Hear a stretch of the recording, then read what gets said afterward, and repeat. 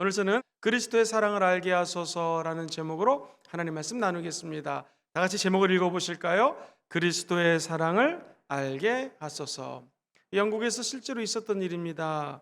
줄리안 엘리사 모리스라고 하는 사람이 있는데요, 사진에 보이는 저 젊은이입니다.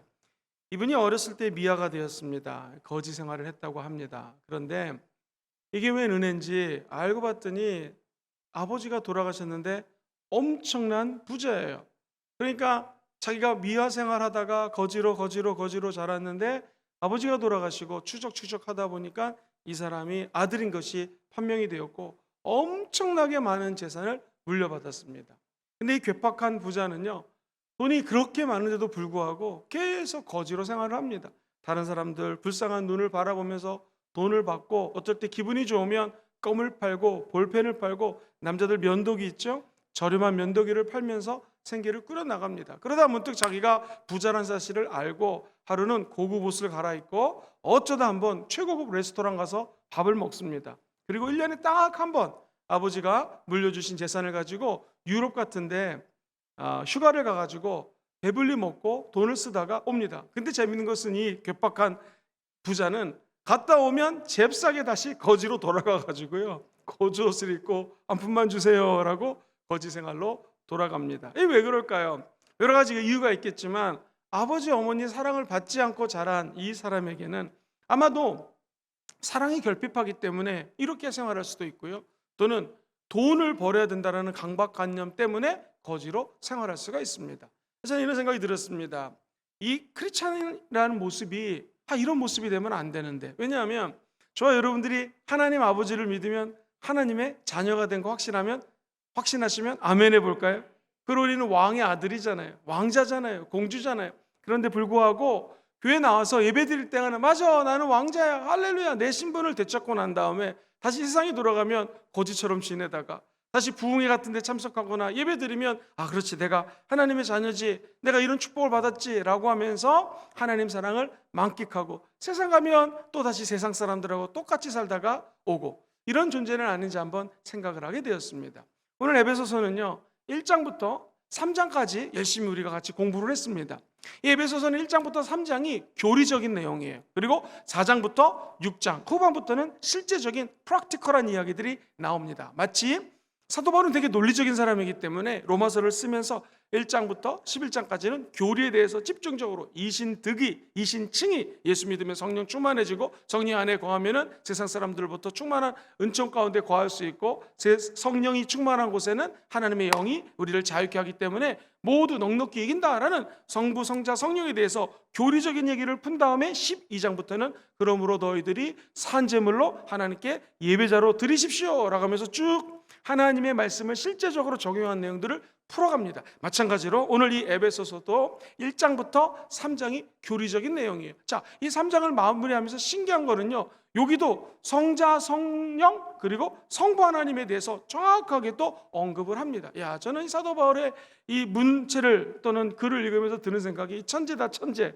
이러지 않고는 이 글을 그냥 자연스럽게 쓰면서 어떻게 이렇게 논리정연하게 글을 풀어갈까 좀 감탄합니다.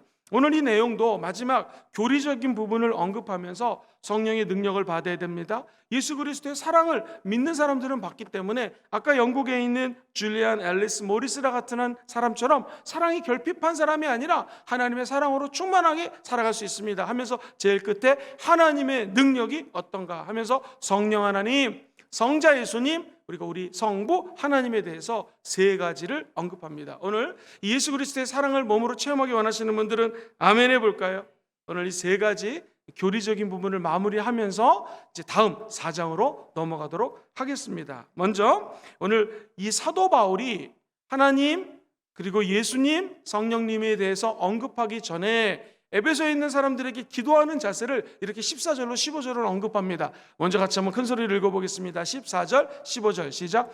이러므로 내가 하늘과 땅에 있는 각 족속에게, 15절도 볼까요? 이름을 주신 아버지 앞에 어떻게 해요?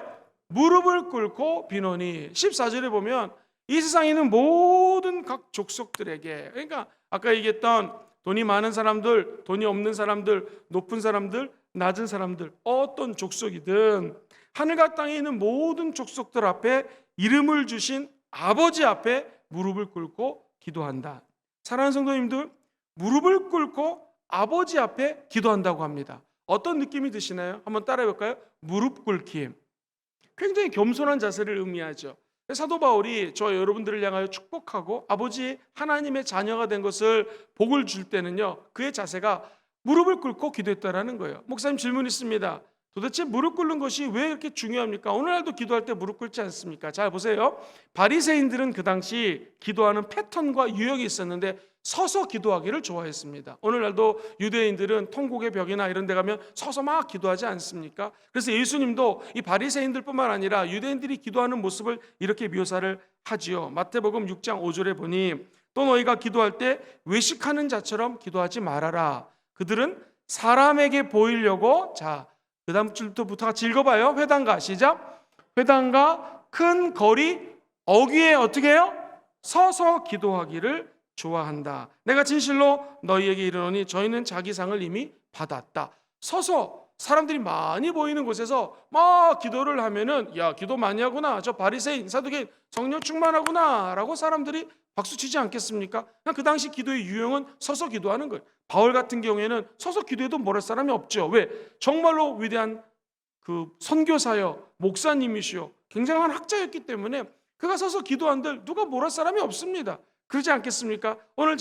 오늘날 목사님들이 축도할 때 서서 하는데 굳이 무릎 꿇고 여러분들을 축도할 일이 없지 않겠습니까? 근데 사도 바울이 어떻게 기도를 한다고요? 무릎을 꿇고 기도한다. 근데 이게 굉장히 역설적이에요.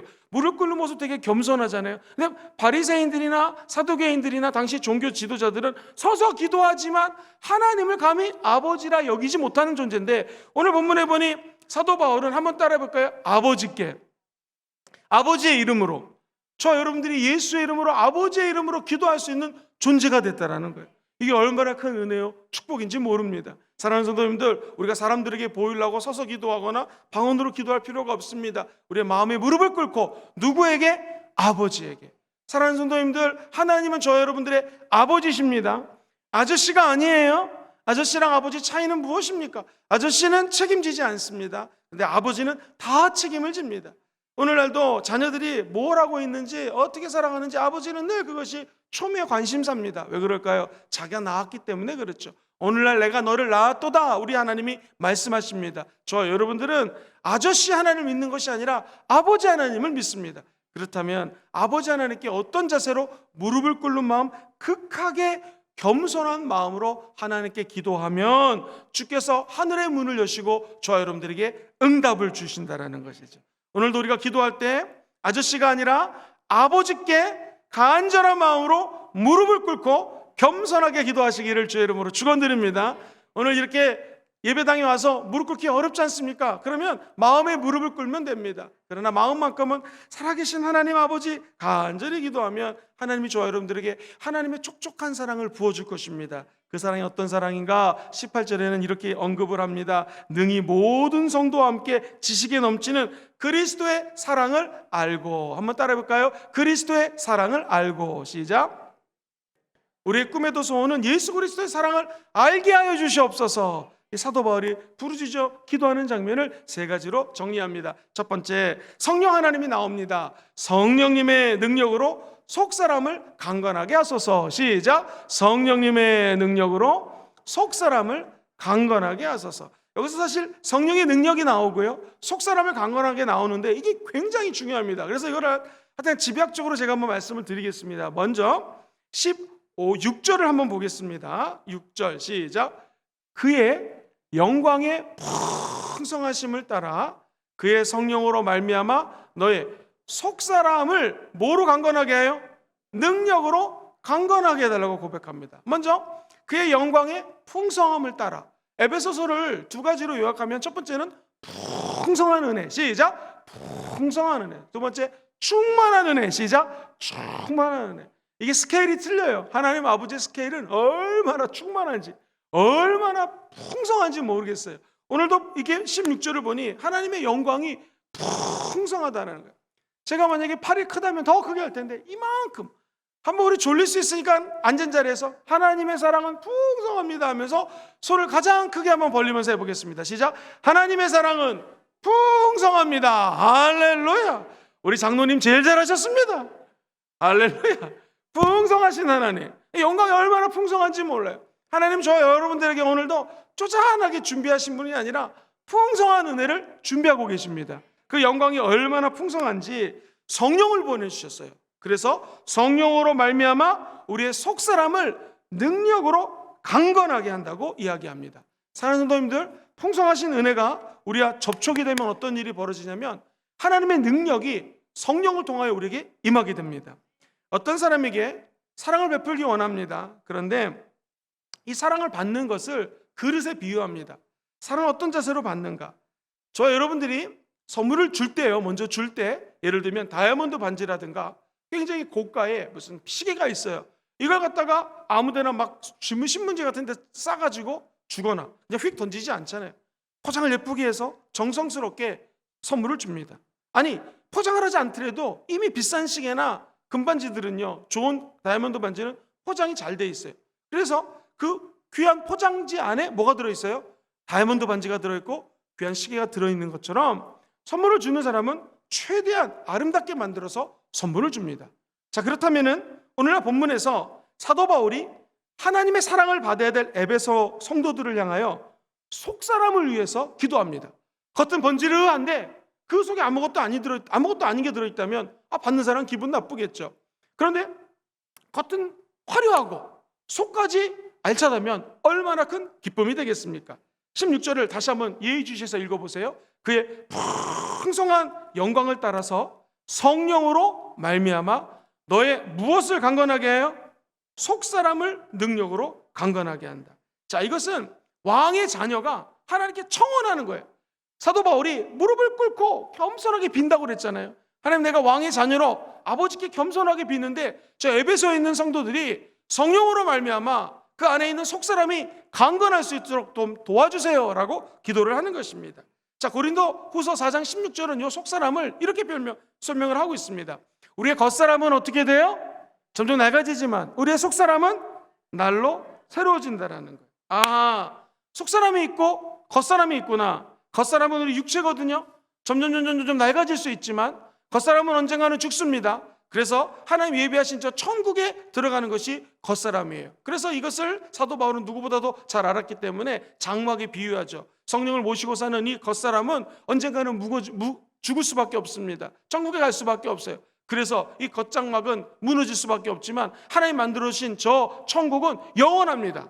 그리고 하나님이 풍성한 은혜가 저 천국에 있습니다. 아까 얘기했던 엄청난 영광이 풍성한 곳이죠. 천국이에요. 그렇다면 우리는 저 천국에 들어가면 겉사람을 잘 꾸민다고 천국에 들어가는 것이 아니라 누가 들어갈 수 있어요? 속사람이 새로워지는 자들이 들어갑니다. 속사람이 강건해질 때 들어갈 수 있습니다. 속사람이 예수 그리스도와 함께 이전 것은 지나갔으니 보라, 속사람이 새 것이 된 자가 천국에 들어갈 수가 있는 것입니다. 그래서 에베소서도 나중에 공부하겠지만 5장 18절 이하에는요, 세월을 아끼라, 때가 악하다. 이 마지막 때가 너무나 악하기 때문에 하나님 주시는 기회들을 잡아라, 하나님 주시는 은혜를 받으라는 것이죠. 그리고 이야기하기를 너는 세상 술에 취하지 말라, 이는 방탕한 것이니 너는 오직 성령의 충만함을 받으라. 왜? 성령 충만함을 받아야지 속사람이 강건해질 수가 있다는 거예요. 그래서 갈라디아서 6장 22절 이하에 보면은요, 23절 이하에 보면은 우리가 예수를 그리스도를 믿게 되면 속사람이 변화가 돼서 성령이 거하게 되죠. 성령으로 말미암아 속사람이 새로워지고 또 새로워지면 어떤 일이 벌어지는가? 열매를 맺게 돼요. 사랑, 희락, 화평, 오래 참음, 자비, 양선, 충성, 온유, 그다음 마지막이 뭐예요? 절제할 수 있는 열매가 내 안에서 성령을 따라 성령으로 말미암아 이 힘이 공급되어지는 것이죠. 그러므로 저 여러분들이 오늘 기도할 때는요, 성령 하나님 내 안에 들어와서 내 속사람을 새롭게 하여 주시옵소서. 이 속사람은요, 새롭게 되면은요 사랑을 받을 수가 있습니다. 그렇구나, 내가 하나님의 사람이구나, 하나님의 자녀구나. 속사람이 새로워지면 그 다음부터 사랑을 할 수가 있습니다. 그렇지, 내가 새 사람이 되었으니 저분을 내가 사랑해 줄 수 있구나.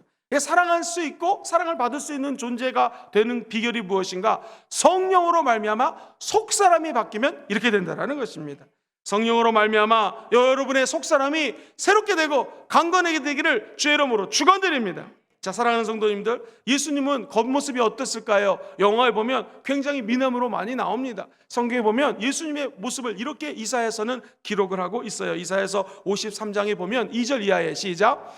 그는 주 앞에서 자라나기를 연한 순 같고 마른 땅에서 나온 뿌리 같아서 고운 모양도 없습니다. 풍채도 없습니다. 우리가 보기에는 흠모할 만한 아름다운 것이 있다 없다? 없다라는 거예요. 그런데 우리 예수님은 겉사람은 저렇게 흠모할 것이 또 아름다운 것이 풍채도 크지 않은 모습으로 기록되어 있습니다. 별로 흠모할 것이 없다고 성경은 얘기합니다. 그러나 우리가 예수 그리스도를 왜 믿습니다? 왜 믿습니까? 예수님은 그의 속사람이 새로워지고 강건해지고 넉넉하기 때문에 저와 여러분들을 품어주신다는 것이죠. 이렇게 살았던 한 사람이 있습니다. 예수님이 아니라 인간인데요.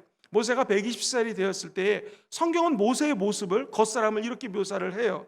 제가 읽어드릴게요. 신명기 34장 7절에 보면 그의 눈은 흐리지 아니했대. 눈이 말똥말똥했다라는 거예요. 기력이 쇠하지 아니했다. 이야, 모세가 죽을 때 굉장히 건강한 모습으로 죽은 것을 알 수 있습니다. 대체 왜 그럴까요? 그 이유는요, 모세는 성막에 들어가서 하나님을 얼굴과 얼굴을 맞대고 성령의 기름 부으심을 체험했습니다. 그러자 그의 죽는 모습이 이렇게 기력이 쇠하지 않고 눈이 말똥말똥 빛났다라는 것이죠. 사랑하는 성도님들, 천국 갈 때까지 건강하게 모세처럼 살기 원하시는 분들은 아멘 해볼까요? 성령의 기름 부으심으로 속사람이 새로워지면 겉사람의 기력이 생기고 힘이 생기고 눈이 하나님의 눈빛으로, 거룩한 눈빛으로 변화된다는 것입니다. 저와 여러분들이 외모가 부모님으로부터 물려받은 거 아니겠습니까? 비록 외모가 키가 작고 아름답지 않다 할지라도 사도 바울은 어땠습니까? 키가 작고 예수님처럼 흠모할 것이 없었습니다. 그가 간질병이었는지 눈이 아주 나빴는지 이렇게 잘 모르겠지만 학자들은 이렇게 얘기를 합니다. 눈이 나빠서 멀리를 잘 못 봤기 때문에 아마 이렇게 봤을 것입니다.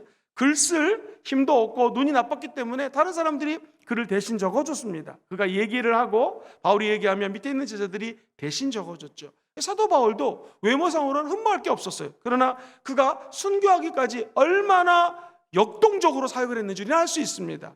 오늘날로 치면 주로 걸어 다니지 않았습니까? 텐트 메이커예요. 천막을 만드는 사람이에요. 무거운 짐을 짊어지고 다녔을 것입니다. 그럼에도 불구하고 그는 1차 선교, 2차 세계 선교, 3차 세계 선교 엄청나게 선교를 다녔고 결국 텐트 메이커로서 힘도 세고요. 끝까지 활력적으로 능력을 가지고 사역했다는 것입니다. 이게 왜 가능할까요? 한 가지 이유입니다. 성령의 기름 부으심이 임하면 된다는 것이죠. 여기 계신 모든 분들이 성령의 능력으로 겉사람뿐만 아니라 속사람까지 하나님의 은혜로 새로워지고 강건해지는 축복이 오늘 이 말씀을 통해 임하게 되기를 주의 이름으로 축원드립니다. 마릴린 먼로라고 하는 여인을 아십니까? 전 세계에서 가장 유명한 여자 배우입니다. 그는 한때 유명한 사람들과 스캔들을 많이 뿌렸습니다. 미국의 케네디 대통령과도 연문설이 돌았고요. 많은 남성들과 스캔들에 시달렸습니다. 우리가 잘 아는 것처럼 저 아름다운 여인 마릴린 먼로는 결국에는 배우가 되기로 마음을 먹었고 나중에는 자살로 생을 끝나게 됩니다. 그런데 이 마릴린 먼로와 함께 영화 배우기가 되기로 작심을 하고 함께 영화 배우의 길을 떠났던 배우가 있습니다. 그 여인의 이름은 타운샌드라고 하는 친구입니다. 두 사람이 함께 우리가 나중에 유명한 영화배우가 되자라고 생각을 하고 같이 이 길을 걷습니다. 그런데 타운샌드라고 하는 배우는요, 나중에 예수를 믿고 성령을 체험합니다. 그리고 자기의 삶을 예수님께 드리기로 결심합니다. 비록 마릴린 먼로가 가졌던 명예라든가 돈이라든가 인기는 없었지만 이 타운샌드라고 하는 친구는요, 선교사하고 결혼을 합니다. 그리고 선교지를 다니면서 복음을 증거합니다. 그리고 그가 갖고 있던 끼를 가지고 예수님을 전파하는데 그가 갖고 있는 달란트를 사용합니다. 먼 훗날 마릴린 먼로가 이 타운샌드라 만나게 됩니다. 우리가 함께 배우가 되기로 같이 생각을 하고 인생을 걸어갔지. 난 너무나 불행하고 정말 언제나 자살할 걸 생각하고 지낸다. 근데 너는 나보다 돈도 없고 인기도 없지만 행복해 보인다라고 얘기를 했습니다. 자, 사랑하는 성도님들, 이 타운샌드라고 하는 여자 배우가 마릴린 먼로의 친구인데 왜 이 여인은 더 행복했을까요? 한 가지입니다. 성령이 그 안에서 이 여자 배우를 사모님이죠. 선교사 사모님을 붙들어 주셨고 강건했기 때문에 그의 외모는 겉사람은 조금 더 마릴린 먼로보다 후패했을지 모르지만 속사람이 강건하기 때문에 그 안에 행복이 있었다라는 거예요. 결국 타운샌드라고 하는 유명한 여자 배우, 이제 선교사님의 사모님은 하나님 일을 하시다가 건강한 모습으로 천국에 갔다고 합니다. 그러나 유명한 여자 배우는 자살로 자기의 상을 마감하게 됩니다. 도대체 무슨 차이일까요? 저 여러분들이 오늘 이 아침에 나와 예배를 드립니다. 왜 드리겠습니까? 우리 안에 성령의 기름 부으심을 사모하기 때문에 이곳에 모였습니다. 성령과 능력을 기름 붓듯 하여 주옵소서. 성령의 능력으로 우리의 속사람을 강건하게 도와주시옵소서 라고 기도하면 저 여러분들의 인생에 반드시 하나님 주시는 약속의 길이 열린다는 것입니다. 이 도대체 속사람이 무엇입니까? 신학적으로 속사람은 우리 내적 본질입니다. 다시 말해서 성령이 우리 안에 거하는 처소가 속사람이에요. 보이지 않지만 우리 내면 깊은 곳에 성령님이 거하십니다. 그래서 이것을 어려운 말로 성령님의 내주하심, 시작! 내주하셨다. 이 안에 주님으로 거하신다라는 거예요. 이게 속사람입니다. 속사람이 강건해진다는 것은 바로 성령의 충만함을 의미하는 것이죠. 다시 말해서 오늘 성령님의 충만함으로 인격이 예수님 닮게 원하시는 분들은 아멘 해볼까요? 아멘이잖아요. 이게 속사람에서 일어난다는 거예요. 그래서 우리 안에 보이지 않지만 성령이 거하시는 이 속사람이 성전 삼고 계셔서 저 여러분들이 하나님의 걸어다니는 성전이 된 것이요, 저 여러분들이 복음을 전하고 예수를 전파할 때마다 믿지 않는 영혼들이 주께 돌이키는 기적은 우리 안에 계신 속사람, 즉 성령의 내주하심으로 가능하게 된다는 것입니다. 천국 가는 것은요, 외모로 가지 않습니다. 우리 안에 속사람에 거하시는 성령의 능력으로 천국 가게 됩니다. 아까 말씀드렸던 성령의 열매들 있잖아요. 사랑이랑 화평, 이런 열매들은 내 힘으로 맺어지는 것이 아닙니다. 내 안에 속사람으로 거하시는 성령의 감동으로 사랑이랑 화평, 오래 참은 자비, 양성, 충성, 온유의 절제와 같은 성령의 열매를 맺게 된다는. 아, 그렇구나. 성령님이 답이시구나. 저 여러분들이 천국 갈 때까지 우리 안에 속사람으로 거하시는 성령님을 절대로 놓치시면 안 됩니다. 우리 안에 계신 성령님을 근심시켜도 안 됩니다. 성령을 근심시키지 말라라는 것이 하나님의 메시지인 것이죠. 성령이 역사하시면 저와 여러분들이 속사람이 강건해지는 은혜를 받게 될 것입니다. 그렇게 따지고 보면 내게 갑자기 은사가 있습니다. 하나님 주신 달란트가 있어요. 그렇다면 이건 뭐예요? 성령이 내 안에서 속사람에서 역사하셔서 그 능력을 방출한다는 거죠. 사랑하는 성도님들, 저 여러분들이 기적을 체험하기 원하시면 아멘 해볼까요? 우리 안에 계신 속사람 성령님을 깨우면 깊은 곳에서 언제든지 기적이 일어날 수가 있습니다. 질병이 있고 고난이 있고 슬픔이 있고 인간의 힘으로 치료될 수 없는 문제 앞에, 질병 앞에 참 어쩔 때는요 속수무책일 때인 것 같은 생각을 가질 때가 있습니다. 그때 필요한 것이 우리 속사람의 능력이 강건해지면 돼요. 이거 어떻게 강건해지는가? 한 가지입니다. 성령으로 말미암아. 여러분, 성령으로 충만함 받게 되기를 주의 이름으로 축원드립니다. 이 성령으로 충만해서 강건해질지어다. 강건하다는 말은 헬라어 크라타이오 데나이라는 헬라어를 썼는데, 이 말은요 용기를 잃게 하다의 반대말이에요. 데나이는 항상 부정어를 의미하거든요. 용기가 없어지지 않는 것, 다시 말해서 힘을 얻게 된다는 거예요. 속사람이 성령의 역사하시면요 새로운 힘을 얻게 된다는 거예요. 죄를 져서 넘어져도 그 사람은 다시 하나님의 능력으로 힘을 얻어 일어나게 된다는 거예요. 저 여러분들이 성령을 믿고 하나님의 자녀로 살기 원하지만, 아까 제가 서두에서 예를 들었던 어떤 갑부가 자기의 존재가 바뀐 줄 모르고 거지 생활하지 않습니까? 때로 우리가 이 세상에 나와서 거지같이 생활하다가 다시 이곳에 와서 속사람이 성령으로 하면 강건하게 지면 새로운 힘을 얻게 된다는 것이. 사랑하는 성도님들, 수요예배를 통하여 하나님 주시는 속사람이 강건해지는 힘을 얻게 되기를 주의 이름으로 축원드립니다. 한 예를 들어드리겠습니다. 이러면 속사람이 강건해지는 거예요. 아내가 갑자기 정신병을 심하게 앓게 됐습니다. 아내가 정신병원에 가서 입원을 하고 또 나왔다가 퇴원을 했다가 또 들어갔다가 또 나옵니다. 근데 남편이요, 저는 행복하고 감사합니다 이렇게 고백하는 거예요. 아니, 아내가 지금 정신병원에 들어갔다 나왔다 하고 나오면 또 발작을 하고 이러는데 어떻게 행복하겠습니까? 그 이유가 뭐냐면 아내가 정신적으로 불안하기 때문에 자기가 기도할 수 있게 됐고 하나님을 찾게 됐고, 우리 가정에 고통이 없고 화평만 있었다면 내가 기도하지 않았을 텐데, 고통이 있고 어려움이 있고 부부싸움이 있고, 자세히 보니 이것이 정신질환인 걸 알고 정신질환을 일으키게 된 배경 중에 또 내가 잘못한 게 있었기 때문에 하나님께 회개하게 되고, 그리고 아내가 힘들어할 때마다 기도하면 차도가 있고, 이런 모든 것들을 가만히 생각해 보니 자기는 너무나 행복하다라는 거예요.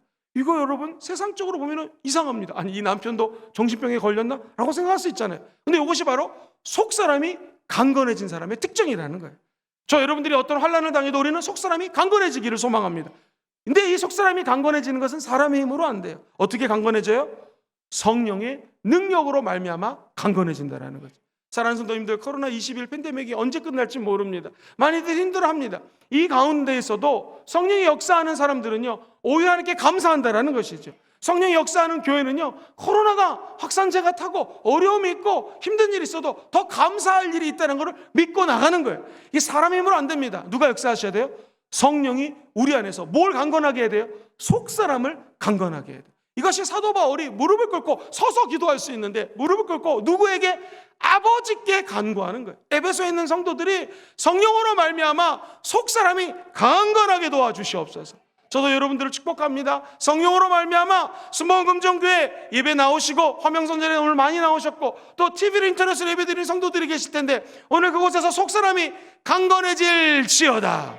그럼 문제가 문제로 보이지 않는 것이죠. 성령의 능력으로 이 문제를 뛰어넘어갈 수 있는 에너지와 역동성이 우리 마음속에 자리 잡게 된다는 것. 이것이 우리 안에 있는 속사람의 능력입니다.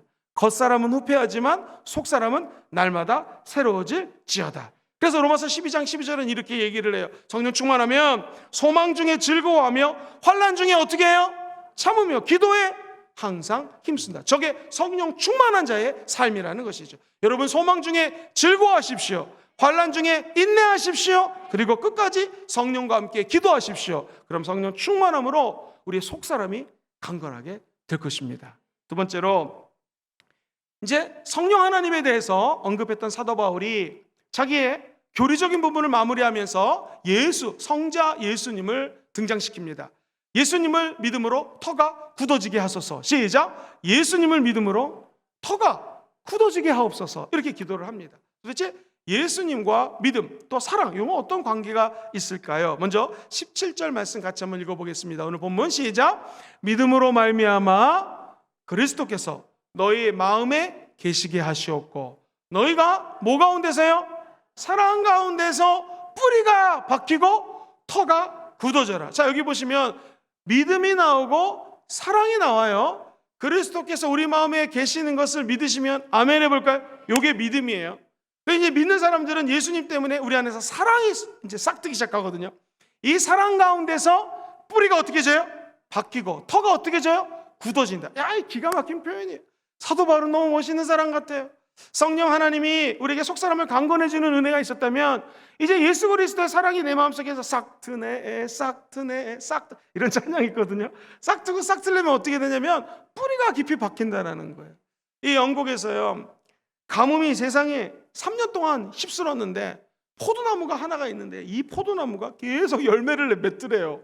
가뭄 중에 포도를 따먹었더니 작년보다 더 달고 이전보다도 더 포도가 달다라는 거예요. 아니, 도대체 이 가뭄 속에서 이 포도나무는 웬 일인가 조사를 해봤더니, 세상에 포도나무 뿌리가요, 런던 시내에서 강이 있는데 템스강까지 무려 30리가 뿌리가 펼쳐져 있더래요. 그러니까 이 나무는요, 30리 밖에 있는 강에서 물을 끌어오기 때문에 3년이 가뭄인데 얘 혼자 뿌리가 물을 흡수해서 열매를 맺게 한다는 것이죠. 저 여러분들이 오늘 우리가 예수의 사랑을 믿음으로 말미암아 우리의 뿌리가 이 포도나무처럼 깊어지게 되기를 주의 이름으로 축원드립니다. 인생의 가뭄이 와도 걱정할 필요가 없는 것은 성령의 강줄기랑 연결되어 있으면 성령의 열매를 맺게 된다는 것이죠. 뿌리가 약한 나무는 가뭄이 오면 금방 죽습니다. 나무는 태풍이 불 때 확 넘어지죠. 뿌리가 깊이 내려져 있으면 넘어지지 않습니다. 홍수가 오면 뿌리가 얕은 것들은 견디지 못합니다. 뽑히게 되죠. 그러나 홍수가 와도 뿌리가 깊이 내려져 있으면 그 나무는 뽑히지 않는다는 거예요. 아까 이 포도나무는 30리가 뿌리가 있기 때문에 태풍이 와도 넘어지지 않고, 홍수가 와도 그 땅바닥이 깊이 30리까지 뿌리가 있기 때문에 쉽게 넘어지지 않는다는 것이죠. 여기 계신 모든 성도들이 예수님의 사랑을 체험하시고 이렇게 우리의 믿음이 뿌리 깊게 내려가게 되기를 주의 이름으로 축원드립니다. 결국에는 뿌리가 깊어지기 위해서는 사랑해야 됩니다. 시작. 뿌리가 깊어지기 위해서는 사랑해야 됩니다. 뿌리가 깊어지기 위해서는 먼저 예수를 믿고 난 다음에, 아, 내가 예수를 믿었구나, 그러면서 내 마음속에 사랑이 싹이 트고 um이 돋고 뿌리가 자라고, 그리고 줄기도 자라고 열매도 자라서 사랑의 열매를 맺어야 된다는 거예요. 예수님을 사랑해야지 믿음의 뿌리가 견고해지는 거예요. 끝까지 예수 사랑하십시오. 그럼 우리의 믿음은 흔들리지 않게 됩니다. 교회를 사랑하면은 믿음의 터가 굳건해지는 거예요. 뿌리를 내릴 수 있는 터가 완벽하게 구축된다는 거예요.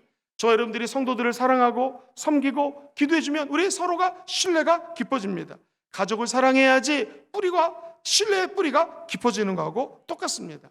이 손가락들이 싸움이 일어났대요. 손가락이 서로 싸우면서 엄지가 얘기합니다. 아, 내가 최고라고. 아니 왜? 우리 주인이 최고라고 할 때 항상 이렇게 하지 않냐. 아, 내가 최고라고. 갑자기 검지가 딱 얘기를 듣더니 아니라고. 우리 주인이 중요한 거 가르칠 때는 쫙 내 손을 가르치기 때문에 내가 제일 중요하다고. 그때 세 번째 손가락이 얘기합니다. 누가 제일 크지? 내가 제일 크기 때문에 내 손가락이 최고라고 라고 중지가 얘기합니다. 그랬더니 약지가 얘기합니다. 아니라고. 반지를 낄 때 여기다 끼지 않냐고. 그러므로 내 손가락이 제일 중요하다. 새끼 손가락이 할 말이 없어졌습니다. 나는 코딱지 슈빌 때 쓰고 귓구멍 팔 때 쓰고 할 말이 없어요. 그래서 좋은 아이디어가 떠났습니다. 얘들아, 내가 최고다. 왜? 너희들 나 없으면 다 병신 소리 듣는다. 그렇게 얘기했어요. 이 말도 맞죠. 그런데 엄지부터 5가지 손가락 안 중요한 게 어디 있습니까? 하나만 살짝 칼에 베도 얼마나 아픕니까? 우리 몸이 다 지체로 연결되어 있다는 것이죠. 사랑이 무엇인가? 사랑은 예수 그리스도가 머리 대신 교회를 사랑하는 것입니다. 그리고 우리가 지체죠. 몸의 지체가 된 성도를 사랑하는 거예요. 그래서 그 많은 365가지에 하지 말아라, 248가지에 해라 라는 율법이 있잖아요. 이 율법을 지킬래야 지킬 수가 없으니 하나님의 아들 예수님이 결국에는 2가지로 요약합니다. 그것도 10계명을 우리 인간이 못 지키니까 다시 2가지 계명으로 요약해 주셨어요. 하나님을 사랑하되 마음을 다하고 목숨을 다하고 뜻을 다하고 힘을 다하여 야훼 하나님을 사랑하라. 이것이 크고 첫 번째 되는 계명이에요. 두 번째, 이웃을 내 몸과 같이 사랑하라. 이것이 두 번째 되는 계명이라고 주님이 요약해 줬어요. 결국에는 사랑을 할 때 저와 여러분들의 믿음의 뿌리가 강건해지고요, 사랑의 싹이 터서 사랑의 열매를 맺게 된다는 것입니다. 얼마 전 한국 통계를 보니까 한국에 가출하는 자녀가 하루에 400명이라고 합니다. 근데 재밌는 것은 가출은 이 아이들만 하는 게 아닙니다. 아빠들도 가출을 하는데 한 800명 정도가 가출을 한다고 합니다. 더 놀라운 것은 아내들은요 보통 1000명이 가출한다고 합니다. 그런데 아이들이나 아버지는 집으로 돌아오는 경우가 많은데 엄마들은 가출하면 돌아오지 않는데요. 이 마귀가 마지막 때에 무너뜨리는 곳이 어딘가? 가정이라는 곳입니다. 왜? 하나님이 만든 조직은 2가지거든요. 가정, 두 번째 교회. 나머지는 다 사람들이 만든 것입니다. 하나님은 가정교회와 우리 눈에 보이는 이 교회 외에는 만든 것이 없습니다. 그런데 마귀는 교회를 무너뜨리고 이게 잘 안 되니까 가정을 무너뜨립니다. 가정교회를 무너뜨리는 방법은 무엇이겠습니까? 오늘 이 본문 말씀입니다. 예수를 사랑하지 않으면 서로에 대한 기대가 커요. 기대치가 너무 높다 보니까 이것 때문에 무너지는 거예요. 아니, 구정인데 이렇게 반찬을 맛이 없게 해? 떡국도 안 끓여줘? 남편과 아내가 싸웁니다. 아니, 구정인데 회사에서 보너스도 안 받아가지고 돈이 없으니 음식을 못 차리지 않는가? 이러면서 서로 믿지 않고 신뢰하지 않기 때문에 이 말씀과 반대로 살기 때문에 가정이 불화가 일어나는 것이죠. 교회도 마찬가지입니까? 교회가 왜 싸우는가? 서로를 신뢰하지 않고 믿음으로 갖지 않으면 싸웁니다. 이게 해결할 수 있는 방법이 뭐예요? 그리스도가 가운데서 무게중심을 잡아주셔야 돼요. 그래서 예수 그리스도 때문에 서로를 신뢰하는 거죠. 예수님 때문에 서로를 사랑하는 거예요. 남편과 아내가, 부모가, 자녀가 사랑할 수 있는 통로는 예수님 때문이에요. 예수님은 하늘과 땅을 이어주기 위한 다리입니다. 예수님은 하늘과 땅을 만날 수 있는 통로를 열어주셨습니다. 막힌 담이 있었는데 하늘과 우리 인간의 막힌 담을 무너뜨려 주셨다는 것이죠. 아내와 남편 간에 막힌 담이 있으면 무너지는 역사가 예수로 말미암아 나타나야 된다는. 그러면 드디어 저와 여러분들의 가정과 교회는 터가 튼튼해진다는 거예요. 그것을 오늘 본문 말씀이 이렇게 언급을 하고 있어요. 다시 한번 17절 말씀 천천히 읽어보겠습니다. 시작. 믿음으로 말미암아 그리스도께서 너희 마음에 어떻게 해요? 계시게 하시옵고 너희가 사랑 가운데서 뿌리가 박히고 터가 굳어져서, 드디어 18절로 넘어갑니다. 시작. 능히 모든 성도와 함께 지식에 넘치는 그리스도의 뭐를 알아요? 사랑을 안다라는 거예요.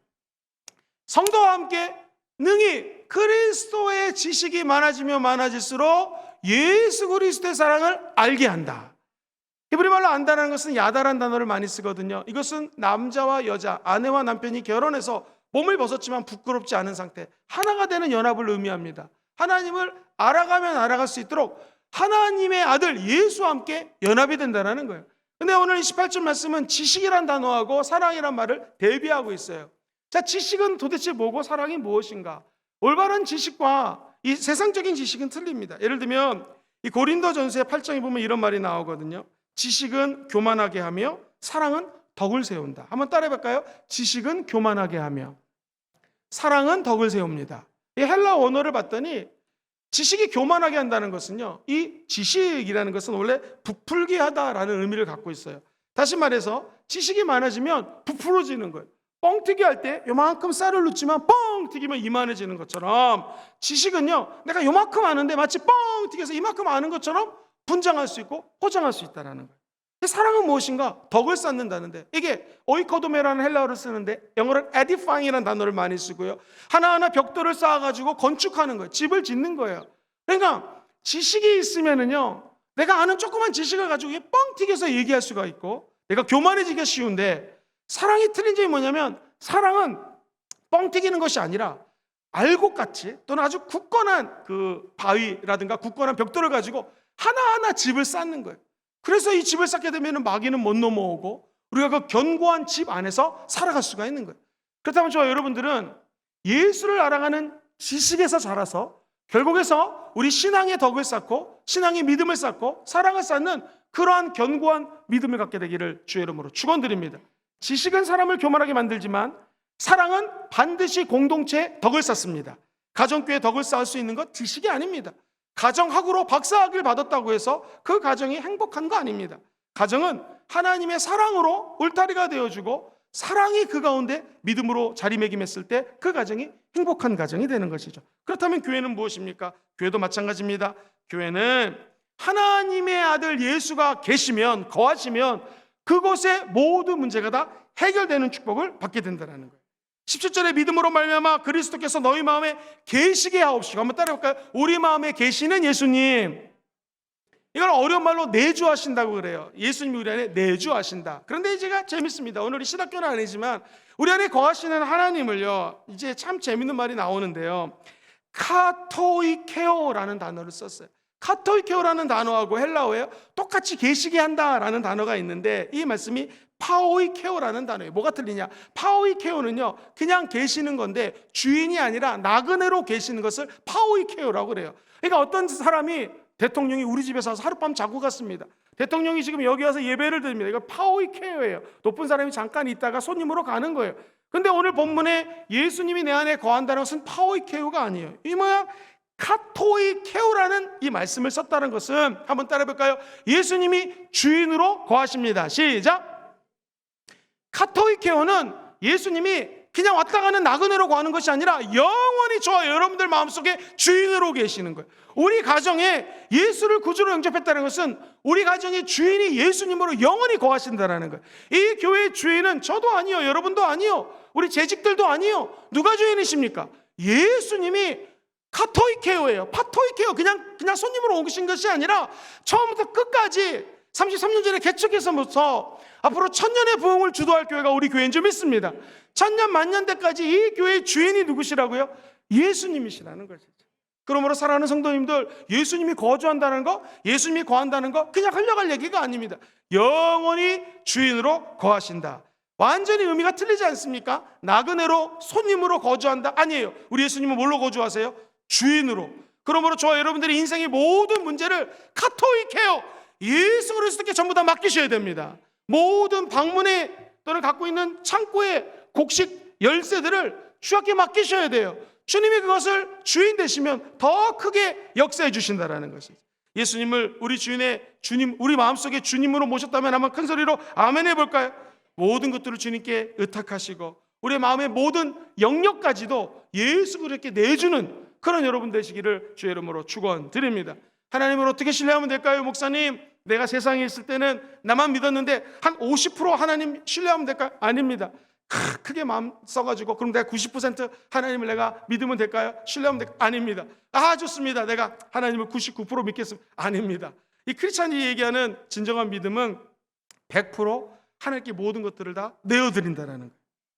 내가 주인 삼은 모든 것 내려놓고 내 주 되신 주 앞에 나가. 내가 사랑했던 모든 거 내려놓고 누구만 사랑해? 주님만 사랑해. 이게 그 찬양 가사처럼 내가 의지하고 내가 믿었던 모든 것들을 다 내려놓고 주님만 사랑합니다. 주님만 사랑합니다. 그럼 주 사랑 거친 풍파 가운데서도 흔들릴 가운데서도 저와 여러분들을 꽉 잡아주신다는 거예요.